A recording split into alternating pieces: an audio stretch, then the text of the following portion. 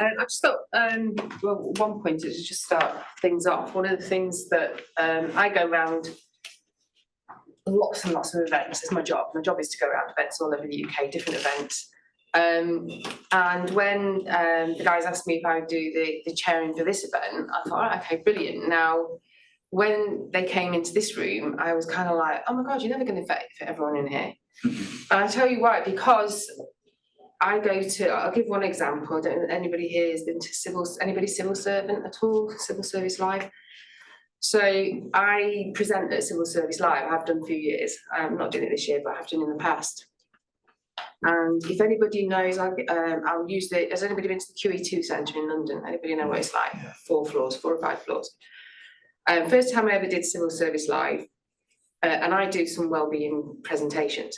They take over the whole building.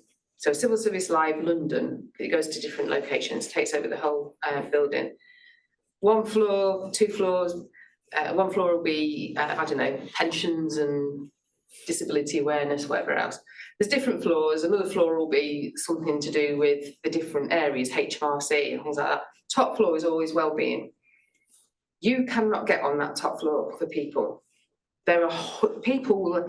I've been presenting in a room as bigger than the one in there, and people are outside the room trying to listen in, and they're having to say to people, no, there'll be another session tomorrow, because it's over 2 days and you cannot get in that room, which was why when I thought they were putting me as in here, I thought, yeah, we're going to fit everyone in here. There's a massive divide there. There's a massive divide between the fact that, you know, the civil service, I actually thought, which is really bad, I thought, oh my God, these lot are really stressed because they're all wanting the answer. They're all wanting an answer for something. Maybe that's wrong. Maybe it's because they're being told there is an answer, and we will give you facilities. We will give you the people who will present to you, and then people are going to find that answer at these organisations. And this is the only organisation I've been to where there's 4 of you that have come in. So there is some sort of massive divide there, because I actually thought it was because, oh God, I'll never work for the civil service if they're all that bad, you know. But like literally, it wasn't. It's because they're being given the actual facility to go and talk to somebody and talk about it. I don't know what you think, but that was my. But when you sort of said about that, and only 4, straight away that was what I thought when I came in here. It was like, oh my God. Yeah, you've got to call it out. It's just like what the. I've tried not to be sweary, actually, but it's like, what the hell is going on? No, but is it because, you know, there are people here with different roles, and, you know, those organisations have their designated people like Mark who perhaps wouldn't come along today? Yeah, but the thing is, it's all between us, isn't it? Yeah, we're all I think they're all like dash off to digital twin, and they've come to learn about where or what, who, and But if you go to Civil Service Live, you have never seen so many presentations in one building at any one point in time. It is wood for the trees. There will be 25, 30 presentations all going on at the same time, and most of them will be coming up to wellbeing. It's a cynical observation, but Mark used the phrase, we make roads like the Romans would recognise. And that's the problem. Being brutally cynical. Why the heck are we talking about digital twin today? We've been talking about digital twin in the health sector and beyond 20 years ago. We've gone way beyond it. You are so far behind as a sector on everything. It does not surprise me, disappoints me that we're not talking about wellbeing, because you're still looking at other places for the solution to the problem that you've got. And you are, I say you because I am part of it. The reality is I look and I go, I will never make vast amounts of money as a charity, but I should never go out of business. Because at some point you'll wake up and you'll just say, Nathan, can you now come and do some research on me? And I'll just go, yeah, it's all right. Give me 200 grand. There you go, I've dusted it off. It's bonkers. It's totally bonkers. So for me, we have got to accelerate our mindset and behaviour. We don't even do the basics right. So Matt alluded to all the stuff. One of the questions I have for him, how do we use the insight that we get from that to manage our people better?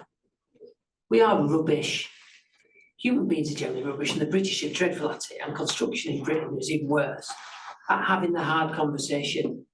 You were late again, you smell of alcohol. People don't have that conversation. They just don't. You don't look very well, what's up? We don't do it. That idea of having a conversation, we don't even use the tools and the data to do the stuff that human beings naturally do. And in a male-dominated world, people just shut the cab of their van and go, "I'll be fine, I'm all right. I'll read the paper, thanks." So for me, it's a different mindset of, I think that we are seeking to solve the problem that we've got, but we are 10 years behind where we should be. And we need to run very quickly to get caught up. Otherwise, the data that we access on a daily basis from a whole bunch of sectors will absolutely prove that this sector will implode and it will get overtaken. Because you can't change mindset that quickly. But it's really interesting, I can change behaviour exceptionally quickly. But construction industry as a whole, as a sector, we have moved on. I believe we've moved on, especially since I started in it. But we're not as visible. We don't shout about a lot of things that we're doing. And there's maybe the starting problem. And I think it is because we have a construction mindset. But we're that busy wanting to build things that we maybe don't discuss things. But Yeah. things are getting discussed more You're more openly now than they were. we do more than we think. That's the issue. So the reason we have so much rework is because our designing is not right. Yeah. Look at the number of roundabouts that have got curbs crushed, because who designs a roundabout that was really designed in the 1950s for the type of traffic we now have? It's bonkers. But we don't take a strategic view of the sector and go, hang on, can I apply something different here? We do a thing, I'll do it, and then I'll fix it afterwards. And do you think that when you were saying about sorry, I got your name. Babs. Do you think I should remember that because we've got a chicken called Babs? Oh, You I'm were so chicken. glad. Because I've actually got a Babs the chicken at home. Okay. From chicken, whatever it was called. You were saying about a lot more people being in that civil service environment at QE2. Was that primarily female or male? Or No, both. It's very Both. much a mix, yeah. Yeah, I would have thought a lot of it would have been more female. No, it was very much, it was totally different. It'd be probably interesting for you guys to go to a civil service life and just see, it's a wonder, you know, if it was in a boat, the boat would sink at that end, because all the wellbeing lectures and that were at that end. Pardon? It'd be interesting to see how they communicate it to their people. There's How do obviously they sell it? something, They might yeah. be selling it differently to how we sell I it in think construction. there's a sort of another elephant in the room, and the fact that so in there and building stuff is in our gift and is our control. I think when it comes to wellbeing in particular, I don't think a lot of people think that is a product of work. I think that's a societal problem.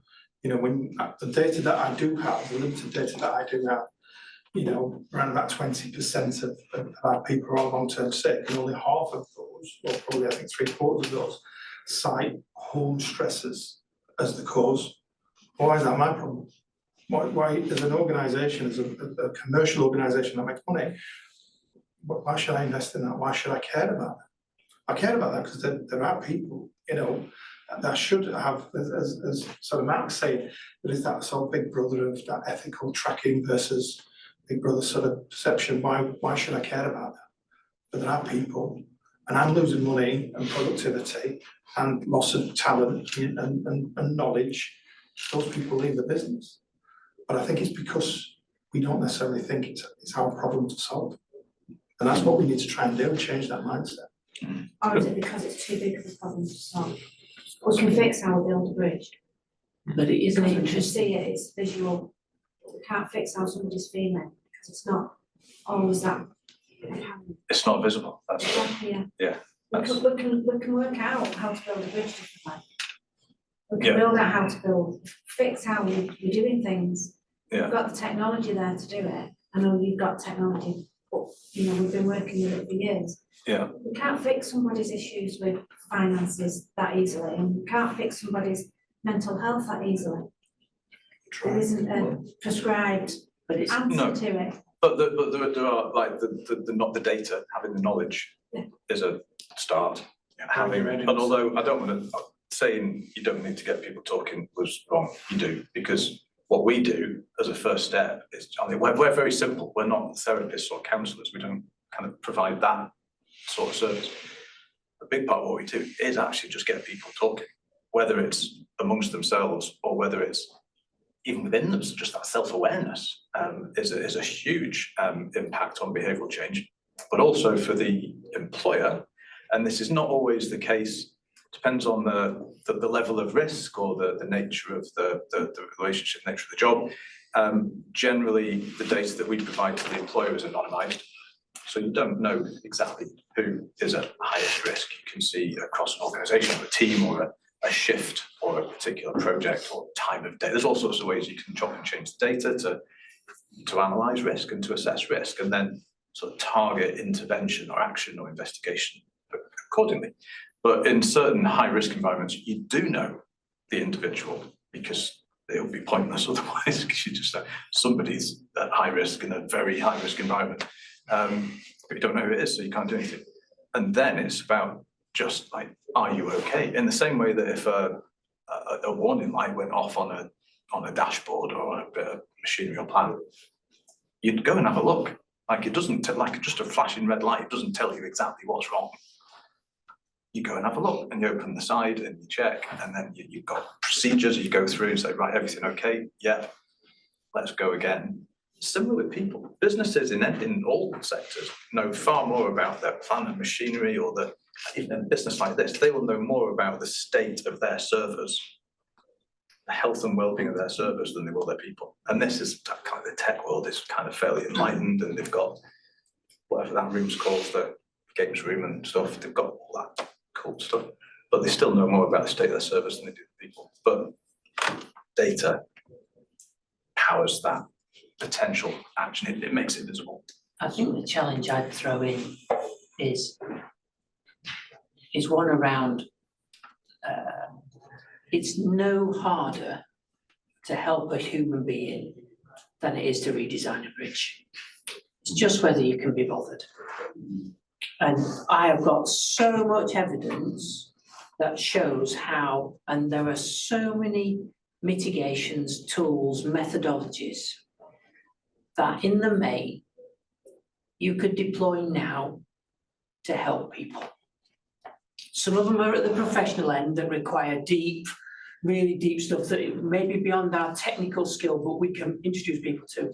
And others is simply just having a conversation, which is why I make the point about good line management and supervision. That is the start. Self-leadership is fundamental to actually managing exposure, whether that be physical or mental health, or even social health. And actually, I really like the idea that you've got of health is holistic, it's physical, social, and mental health. And I don't really like the phrase mental health either, or well-being for that matter, it's just health. But what's really interesting for me is we have to stop the piece that says it's too hard to be human. It's really not. I think there's fear in there as well. It's like, when one of your colleagues' parents dies or something like that, it seems very difficult for people to say, I'm sorry to hear about your loss. And yet it's an incredibly powerful thing when you do say that to them. And it doesn't need to be a big gushing, hugging, crying thing. It's an acknowledgement. Now, recently I've had some personal problems. My organisation's been absolutely fantastic in their support of me, and my colleagues acknowledging that something's going on for me. And you can tell that some people will want to talk about it and some people don't want to, but they're still acknowledging it in a way that tells me that I'm cared for. And that's the massively important thing. So when we have the thing about safety and well-being, when we start safety conversations and safety training, one of the first things we ask is, whose responsibility is it? And it always comes down to it being everybody's, but you're actually responsible for your own physical safety. You're responsible for your own mental, social well-being, all the words that you hate. But you also have responsibility towards the other people that you know. If somebody fell off their chair now and hurt their leg, we'd go to assist them. But if somebody started crying, there'd be a lot of people backing off. Maybe not in this room, because we all chose to be. Why? That because we're scared. We're scared that we might do something wrong, that we might say something that will make it worse. I think that's true, and again, there's some fabulous data that that evidences how different cultures across the globe behave differently in different circumstances, and it's really fascinating that we are quite retarded in the way that we behave in this country, quite frankly. And it's really fascinating that even when you then normalise whatever the cultural mode is, the cultural mode is the entry point to the conversation. When you then look at the tools and the methodologies to help an individual, they're all the same across the globe. They're all the same. It's just that willingness to engage with it. And I really like Mark's piece about prevention rather than cure. And health and safety is about prevention. And yet, and this is one I do despise with a passion, is a mental health first aider. For all the reasons you've just described. It's too late, because a first aider's job is to keep you alive. Well, I can put my hand on that cut and I can do my cardiac compressions and I'll suck it up. I really don't want to be essentially the hostage negotiator talking you off the edge of that building. That is a hugely specialist activity that needs to be like that. And there are people who are brilliant at it. Some would say a good salesperson is a good hostage negotiator because they ask the right questions and they get you talking. I talk about it because I actually had a fantastic conversation with a hostage negotiator last week, and I was blown away by the power of words. I was blown away by it, and I'm not afraid of words. So I think I'm sure. But what's really fascinating for me is that the mechanisms and all of the data shows the first step we've got to take is find our easy entry point to the conversation. And if you've got a positive culture that enables it, you're away. If that is about mobilizing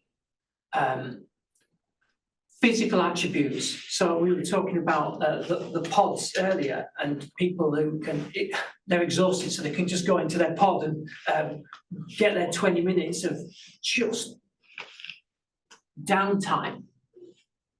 Doesn't matter what the mechanism is to get them going. What you can't do with that, though, is take them out of the game for 20 minutes and then put them straight back in the game. Because all we've done is we've put a plaster over the problem. We've then got to do what good line management and supervision does to start with, to say, what was wrong? Do you feel a bit better? How do you want to go? Or I get the impression that this is what the hostage negotiator saw. It's brilliant. Use the phrase, I get the impression that things are not going quite as you'd want. Get them to talk about it. But we don't train our people. Most of our leaders are not trained as leaders. The military is way different, and I'm fortunate I went to the best military training school in the world, he says biasly. But what was fantastic about that is it taught me how to lead. I still had to learn how to communicate. And I think if I was to encourage us collectively to be able to push the next step, is to put into place some really simple tools for our staff to expect a conversation, firstly, because we don't.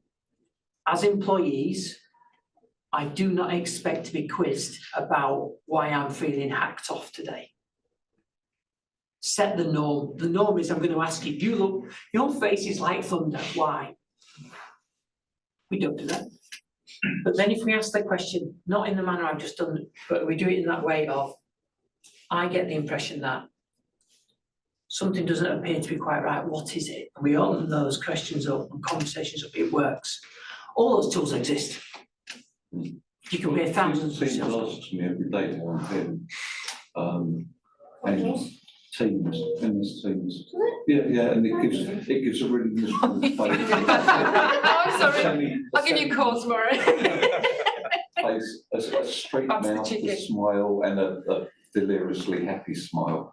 And when I was going through problems, if I could get a straight face every day where Teams goes, oh well, every day isn't a good day, I was doing good. If I went too high, I then went down into a massive dip.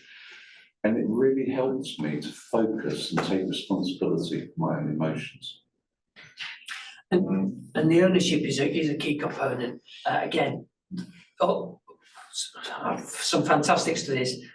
When you look at the bulk, particularly from the physical exposure stage, and there's more work being done around the wider mental exposure stage and impact.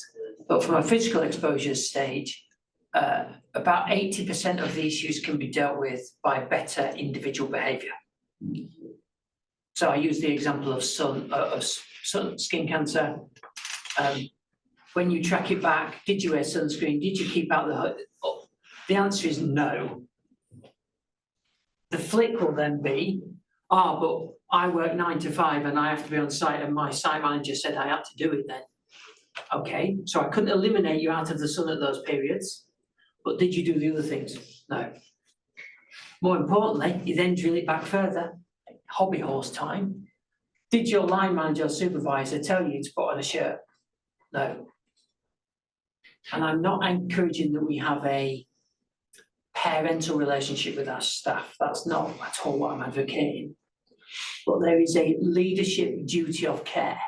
And I always remember my colour sergeant at Sandhurst kept asking me stuff. And I kept saying, do you not trust me? And he said, Mr. Baker, it's got nothing to do with trust. He said, my job is to make sure that this ship runs properly and you're part of it. So I need to make sure you're running on all cylinders. So I will keep checking. The issue we've got is that culturally, we don't wish to behave properly and keep a check on each other. We don't check ourselves, we've got to be fine. And we also don't transfer good practice from whichever part of our life it is into another one. Really simple safety example. How many of you cut your lawn in full PPE? I've got artificial glass on there, and that's a problem. There we go. But all of a sudden, you look at the landscaping teams on your site, they've got helmets, visors, air defence, all kinds of PPE, boots, gloves, the shenanigans. You've got your flip-flops and trainers. Bonkers, isn't it? Now, you can then have the argument of safety incidents, this, that, blah, blah, blah. It doesn't matter. The point is, we don't continuously learn those behaviours. Do you think we start early enough then? So you're talking about skin cancer in Australia, is it slip, slap, slop? Yes, that's what's not. And they teach them that from as early as they can talk, don't they? So I wonder what the figures are for skin cancer in Australia. Massive. It's massive. Oh, that's not You literally can't go down a high street without there being a skin cancer clinic on it. really. Yeah. Maybe they're not slip, slap, slop. It's not really We working. start early enough teaching our children how we teach them to talk, don't we? But do you think we teach them well enough how to communicate and then have a conversation? I think if we go back to the military side, one of the things in the military that they do right from the very beginning, it doesn't matter whether you come in as an officer or a soldier, is that we start teaching you to do stuff that's kind of not something you would normally do. So like we teach people literally as soon as they come in, we start teaching them how to do public speaking, how to stand up and present to people, and they all hate it. And you start with do 15 minutes on something you love. I went through a really not interesting sort of thing about Volvo cars at one point, you know, it's like the guy loved it. But like literally, you start doing 15 minutes of that, then 15 minutes of something I've given you to do. Within about a few weeks, they can stand up for an hour in front of 200 people. But we also start, because they're working as teams, we start getting them to talk to each other and say, you know, I mean, we're very uncouth with the way we say it, but if somebody comes in and we're like, you're like, shit, what's up? You know, like, and then we know straight away, and we'll sort of say, and we've all said to somebody, you know, or even, you know, if we're all private soldiers, we'll say to the sergeant, oh, so-and-so said, you know, his mum's really not well. You know, even if he's not said it, and then the officer will come up and say, do you want to go home? Or do you want to go and talk? Because we've all been put into this situation where we've been taught that this is open, this is what we're going to do. And then throughout our time of learning things, we're not scared of learning them, because we're being told, yeah, you can do this, you can do that. And we start going up the ranks a lot more confident on anybody chucking anything at us and us going, yeah, all right. I mean, that's what we're known for. It's just, oh, go on, then I'll get on with it, you know, and then we just get on with it. And there was one place when I was doing a wellbeing presentation, it was engineering, and I can't remember what the company was. A chap came up to me afterwards and he said, I'm having major problems with my engineers. And I said, well, you know, what's that? And he said, well, my engineers are supposed to, when they get to that level, one of their remits is they have to mentor someone. And literally 80% of them won't do it. They're refusing to do it. They're not doing it. They're all getting downgraded, however it is they get graded. They're all getting in trouble. And the first thing I said was, have you taught them how to be a mentor? And he went, no. But, you know, like, so but we would have done that. You know, you've got to be, you can't expect somebody, just because they've got an engineering grade, you can't expect them to do something they've never done before to somebody who they know they're having an effect on their life as their mentor. So they're giving every excuse in the world not to do it. Oh, I couldn't do it, I was really busy. Oh yeah, I had to go home, I couldn't do it. When actually it came down to the company teaching them to be a mentor before they were a mentor. So that when it got to that point, they just took it on board because they already knew. And that's one good thing the army gives you, is that we're being taught to be a mentor to the next, to our peers, and then to our next levels down, so that when we don't even notice that we've become mentors anyway, you know. So, but this was only last year that this guy, he hadn't even realised they'd never, oh, that's why they don't want to be it, it's because they've never been taught it, they're scared to death, especially when you are affecting somebody else's life as well. So if you think you're going to do the wrong thing mentoring somebody because you don't actually know how to do it yourself, then obviously you're going to stick away from it because you don't want to affect somebody else. So there is definitely, starting at the beginning all the way up, you get some student or some, you know, brand new into the industry kids coming into construction, you got to start teaching them those soft skills. They're not soft skills, but them soft skills, because then that means your next lot of your next workforce they're already all over it. You know, you're a bit difficult with the workforce now. You've got to start teaching, you know, old dogs new tricks, but you start teaching it to the workforce you come through, then they'll already be all over that then. I pretty much had the same conversation last week with somebody. We were talking about a document that we have, and it's something that we're having issues with at the minute. And so it's not actually the document that's the issue. It's the fact that it's not being communicated properly. We're expecting engineers, young engineers, to communicate and brief this, but they don't have communication skills. Yeah. They struggle having a conversation with some of them because they won't look you in the eye. No, exactly. So they're not being wonder taught. why it's going wrong. Yeah. But we need to teach I think there's how to communicate. there's a danger of it's a big problem, and I think particularly in construction, there's lots of reasons why it's a particularly acute problem. It's male dominated. It's the nature of the workforce, the subcontractor, the fragmentation of the industry. All of this kind of makes it particularly difficult.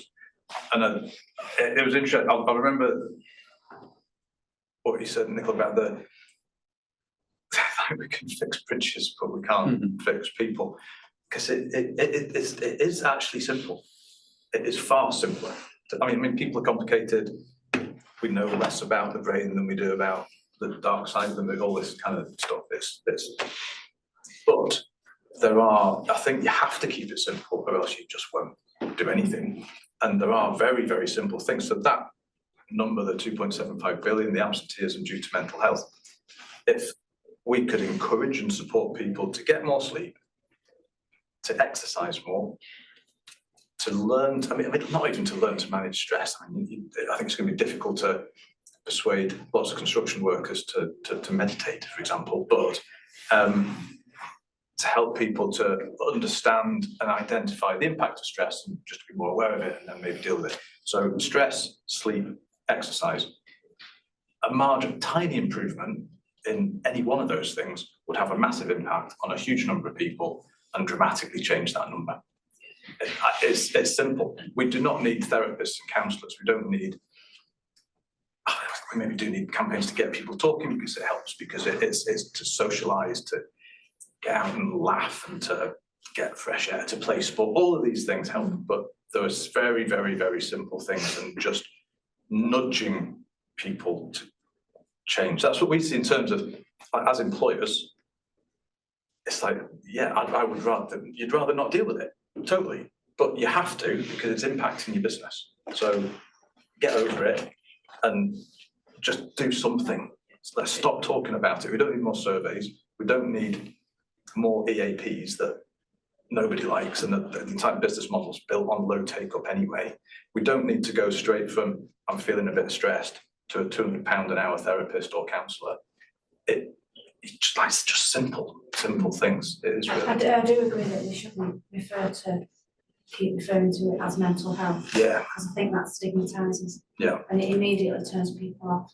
Yeah. But I think we also need to get away from keep referring to it as this male-dominated industry. And that probably laugh at me.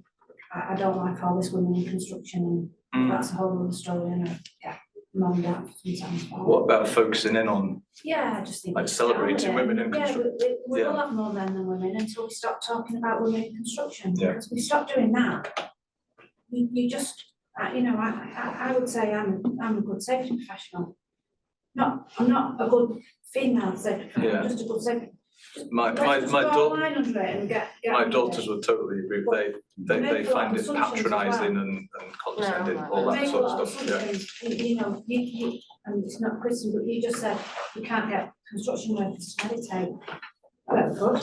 Some What are we trying? No, this is it. It's something that you've got to. That we don't want to do it. Yeah, I think there's more openness Macho to it men now. don't want to meditate. They're not all macho men. Yeah. Yeah, I mean, I go to a lot of universities, and I think you'll find that a lot of the new lot coming through are a heck of a lot more aware of their health in all sorts of ways, and they're more open to sort of talking. I think I've seen a massive change in the university since I've been going there, and I've been doing it for about sort of 10 years now. The last couple of years, there's been a massive change in people, in the actual students. So you're going to get this next generation of people that are coming through that are very different. And actually, if you don't actually then start to tell your current workforce, these new students are going to seem like Martians to them, because they've got this such openness that the other's going to be like, oh my God, you know. So actually you need to actually prepare for the new lot to come through, because they're actually quite different in their attitudes and how they actually work, and how they're so open with one another, and they're so more prone. They will, if you're saying something to them that they don't like, they'll tell you. And then you'll get the old boy will have a right go at them for saying to them, don't talk to me like that. It's really interesting as you describe it, because again, we've seen some stuff, but when you talk about communication, what we were originally talking about was the ability to be able to broadcast. So standing up here doing a presentation is a broadcast. Communication is a two-way piece. And the key component in that is listening. We are rubbish at listening. What's really interesting about the next generation is they are dreadful at listening. They're very good at telling you how crap we are and how brilliant they are. They are not very good at taking feedback. In fact, they are horrendous at taking feedback. And that comes back to your original point of, as a culture, and I'm not advocating, my wife is a teacher, I am not advocating that this gets dumped, as we do with everything in this country, into the education system. This is not the education system's problem. We've got to deal with it. And one of the joys of the military is it accepts its raw material is not educated, and I don't mean that in an academic sense. You know nothing about the army when you're coming in, and we will teach you everything you need to know. Maybe that's what we need to do. And the construction sector has to do the same, whether that's the culture of Galliford Try, or whether that's the ability to be able to use a piece of technology that enables you to go sleep on site for 20 minutes, or a piece of headgear, doesn't matter what it is. The reality is, our ability to communicate is driven by the fact that we have one of these, two of these, but we do not use them in proportion. And that's where we should start. Our induction programs are poor because our induction programs are all about health and safety, tick in a box. Have you got your computer? Tick. Have I given you your site tour? Tick. I've got one thing to what you said, and I'd say bring back the teapot, even though I'm a coffee drinker. Get a community teapot, sit around as a team, have a cup of tea together, and talk and listen to each other. So I think the gentleman's got. Oh, it's fine. Yeah, I've probably got 4, so I'll try not to waste your time. You've touched on it a few times. Just communicating the value of health. You often talk about the material or the financial value of it. Have you found that to be more effective? So if I wanted to go to my executives, for example, and communicate the value and need, just a conversation around wellbeing or health isn't enough. You really find it more effective to focus on the dollars? In a corporate world, you can't ignore that. Any good CEO or MD would ask that question. How much does it cost? What's the return on investment? I think it does depend on your CEO and MD though. I think if they get the whole leadership, people value piece, they'll get it. There is, I know I said no well washing again, but again, if we can promote ourselves and you know, because it's more than just what it costs. So there's you know, there's the capital expenditure, you know, so we want to trial that stuff. There's a cost to that, and people will fixate on that cost. What they won't look at is the whole holistic aspect of the benefits and you know, materials and others. And it's interesting what you said, because I think it's in the next couple of years they reckon over 50% of the workforce will be millennials.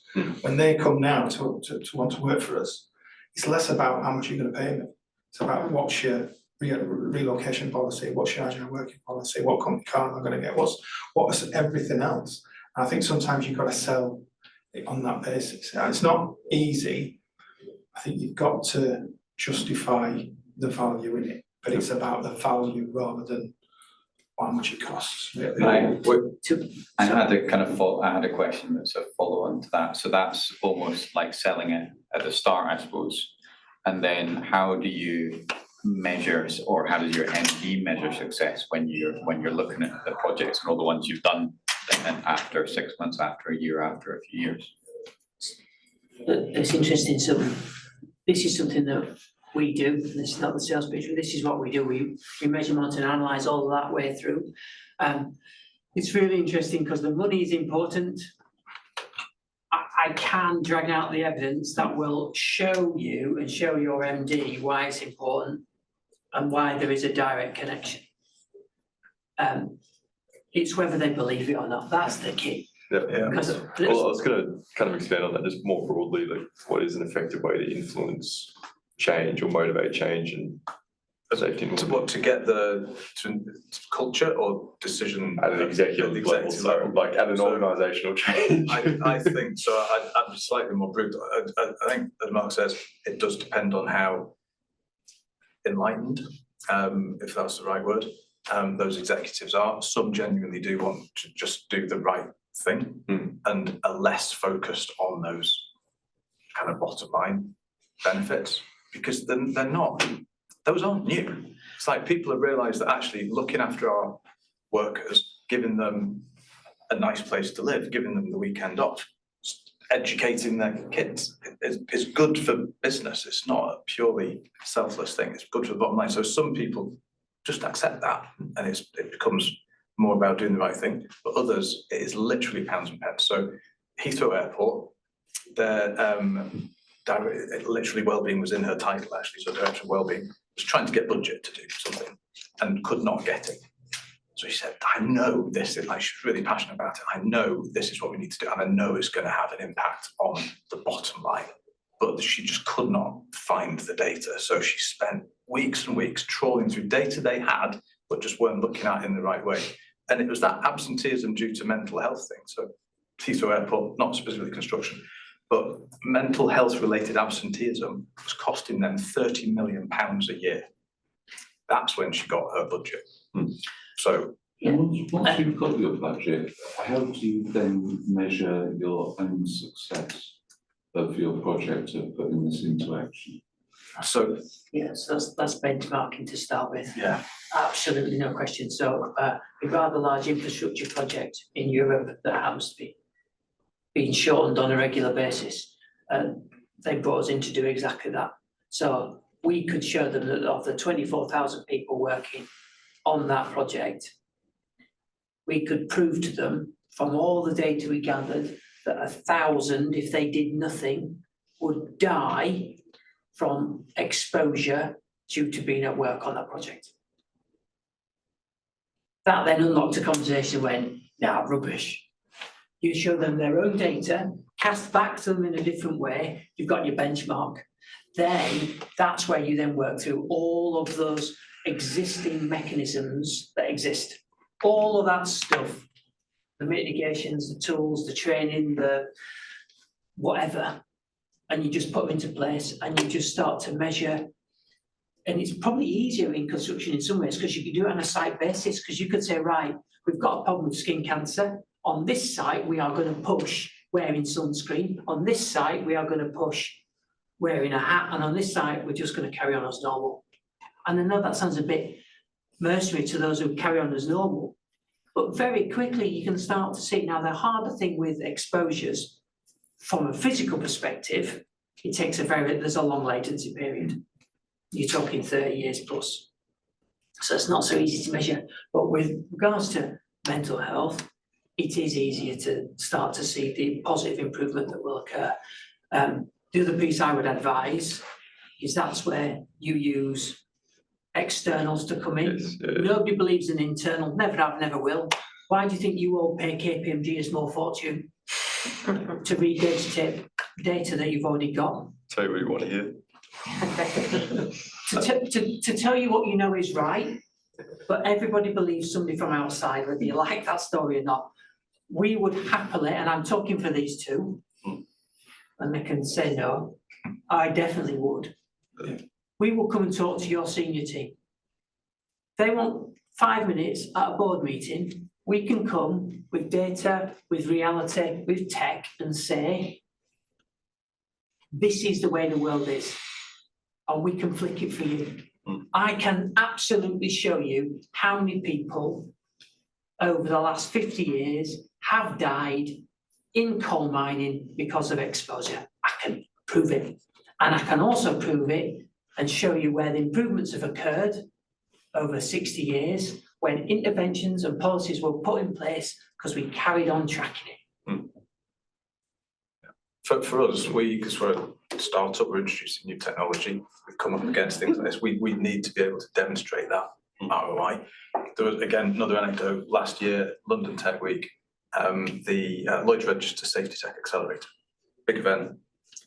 There was a very senior health and safety guy from like Langer Walker, will name and shame, stood on the stage and said, if you, at a safety tech accelerator event, said, if you've got a safety tech product, either make it about something else or go to oil and gas, because Safety doesn't sell.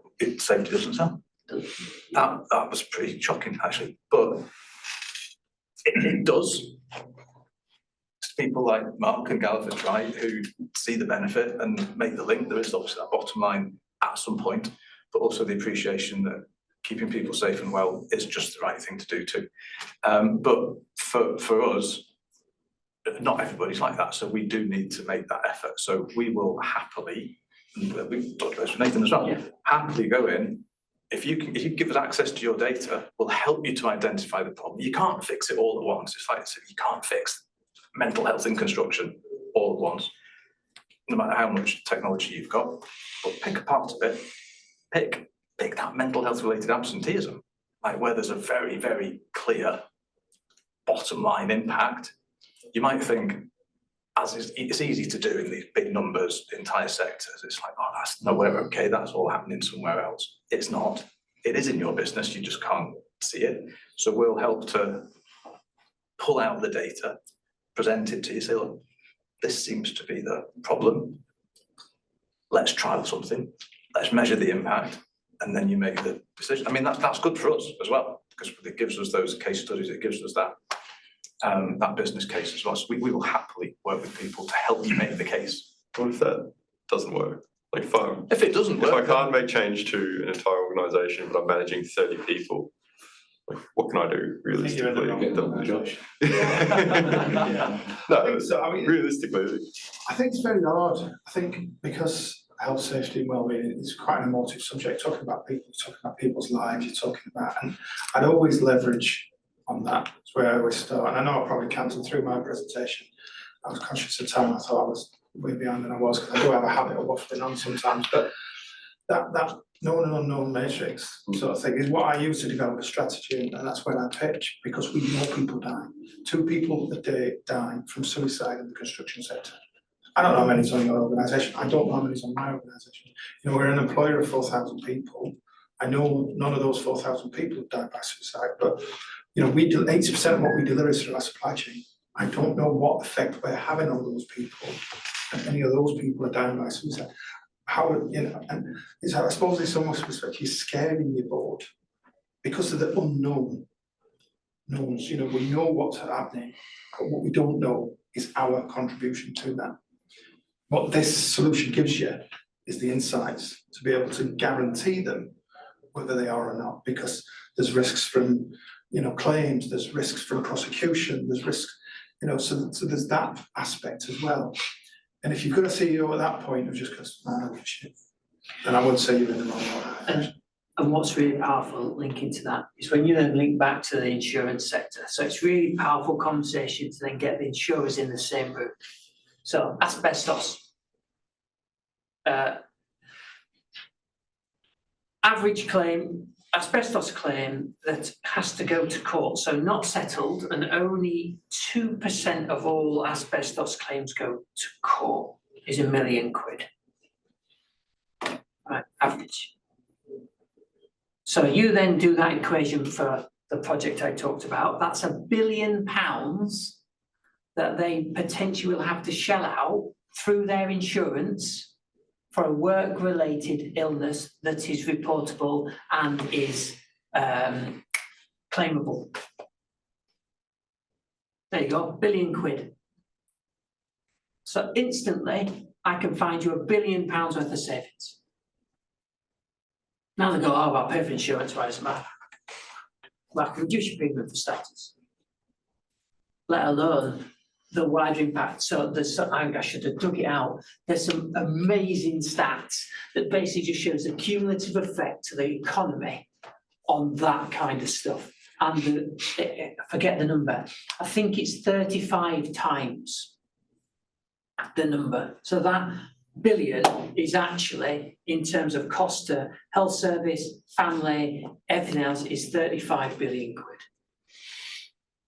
There you go. Tick VG, I'll have that. When you then factor in that, I think think it's 92%, I think.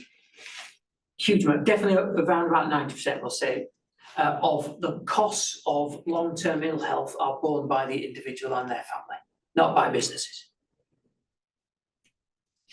That then means the state's picking up a chunk, because once you've sold your house, living in a box, all the other dreadful things that people do, the state then picks it up. 90% of the cost. Bonkers. Sorry. So could I just ask, what is it that you are trying to get your upper level of management to agree to with regards to the health and safety and well-being? I'm just curious. I actually work mostly on projects. I'm not even in construction necessarily. I'm a consultant, unfortunately. But I tend to get involved across fairly diverse conversations. Okay. Often focusing on data and technology a lot of the time as a consultancy, but you know, how does that bring value to a project or an organisation? It's generally about how you use it. So It's all about data. yeah. I think we're very early on. I think if you ask us in a year's time, More. we'll probably have more data, more insights in terms of the return on investment, the value, and you know, on Andy's point, and that success factors that I've sort of not promised the board, but said to the board we could potentially achieve, is all about productivity. I mean, in chatting to these guys earlier, so we are early on, but from what I can gather, the people we put forward for this love it. And not only love it and really end, because there's a bit of gamification going on where, you know, well, what's your score? Can I beat? And so they're becoming better people, healthier people. You know, but from our perspective, there's twofold. One, they see that we're invested in them and see them, you know, that we're valuing them and valuing their health, which is big take. So that should give them, you know, hopefully great job satisfaction, want to be with us longer. But also, you know, if they are healthier, then their productivity is better. The reality is, you know, I only get to see high level stuff. I don't care if Sue from accounts didn't sleep well last night.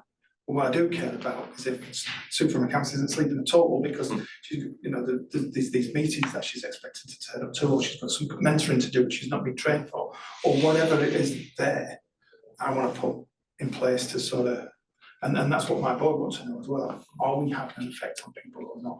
And the answer could be, we're not, but at least we know. And I think that is an important thing. And we'll have to wrap it up there because we've all got to be in there in about a minute's time. So before he comes in and shouts at us all, I'm sure you guys are going to be around after this for a little while. Anyway. Absolutely. So, and thank you very much for. Thank you.